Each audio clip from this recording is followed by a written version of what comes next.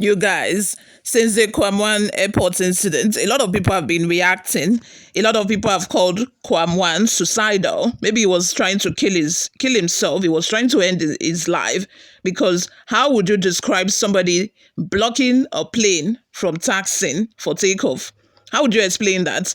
A lot of people are also calling this a terror attack, because it is only terrorists that you would see that want to, commit suicide and also put other people's lives at risk in the process. Because how would you explain this? Anyway, guys, it seems like Kwam Wan is not ready to take the blame. He's not ready to realize that what he did is wrong, because he has written a petition to IGP.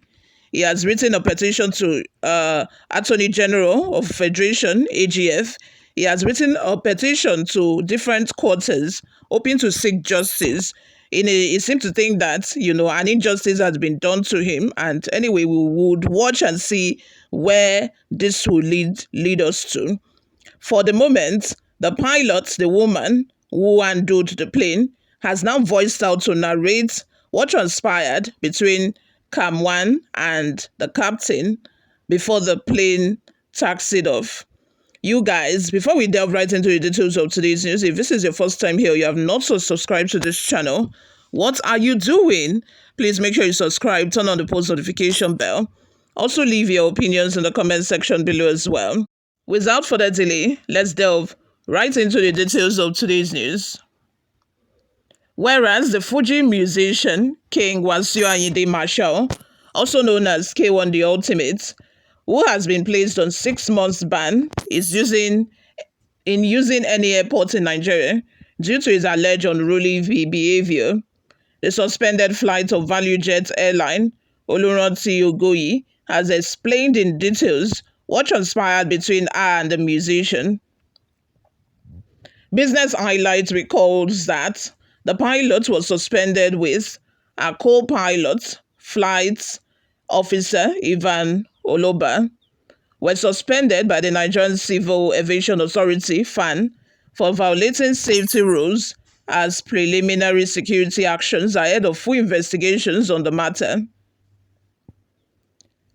The NCAA, which has also blacklisted K1 from flying in Nigeria, has petitioned the Attorney General of the Federation and Minister of Justice Lateef Fagbemi, SAN, and Inspector General of Police IGP Olukayode Egbetokun to put the musician on trial. The Minister of Aviation and Aerospace Development, Festus Keyamo, also confirmed this. Captain Ogoyi, recounting her experience with K1, wrote, "During boarding, which commenced as scheduled at 8:10 a.m., Kwamwan approached the aircraft at about 8:15 to 8:20 carrying a gold flask of unknown content. Ground staff requested, as per standard procedure, to verify the content of the flask, but he vehemently refused. He was seen drinking from the flask, and the ground staff suspected that its contents were alcohol, a substance prohibited on board aircraft in Nigeria. Instead, he responded with comments such as, 'Do you know who I am? You have no right to tell me to open my flags.' As he reached the foot of the aircraft, security personnel reiterated that he could not board without complying with inspection. It became confrontational, causing a disruption.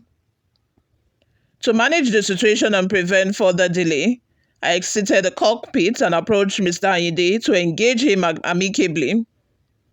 Without warning, he opened the flask and poured its contents on me, the security personnel, and some nearby passengers. Following these assaults, airport security intervened, and other passengers were allowed to continue boarding. The head of security advised that Mr. Ayinde should not be permitted to travel on the flight due to his behavior. I agreed, prioritizing the safety of my passengers and crew. After shutting the aircraft doors, I observed that Mr. Ayinde was still near the aircraft, obstructing movement. I made a public announcement to inform passengers of the delay. while security personnel worked to remove him from the area. Once he was moved out of sight, I commenced taxiing and departed for Lagos at approximately 8:50. This incident caused significant delay, disruption, and posed security risks to passengers, crew, and the operation of the flight.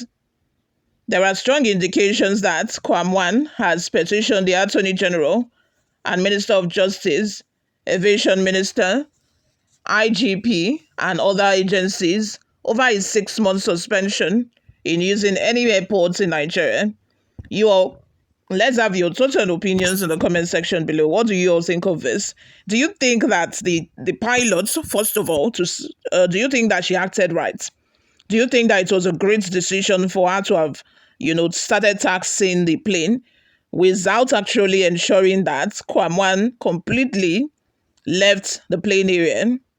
I think that the way it seemed in the video, I think that it was just an act of defiance from both the pilot and Kwam. The pilot having tried to intervene, and then Kwam poured her, is it alcohol content or is it water? I think it was later confirmed that it was actually alcohol when he poured the content on them. That is absolutely dehumanizing and unacceptable. Unacceptable. At least it's not that he did not know that she's the captain of a plane. By her uniform, he should be able to tell.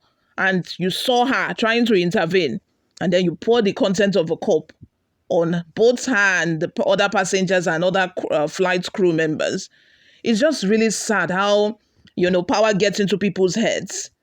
It's just really sad. At least, if you know you are too big, that nobody should ask you what's the content of your flags, hire a private jet instead.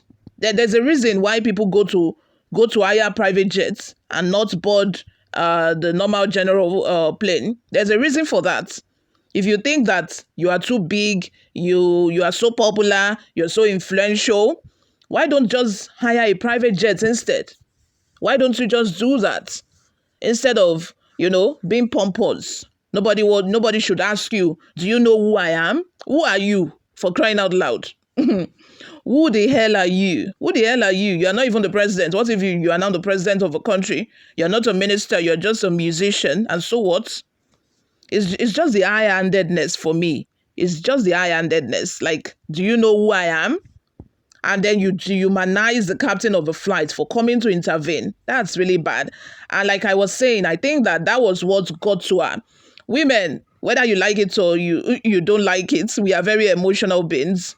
We are really very emotional. And I feel like she must have been on her period. She must have been on, what's it called? Our hormones level must have been very high. We feel things differently.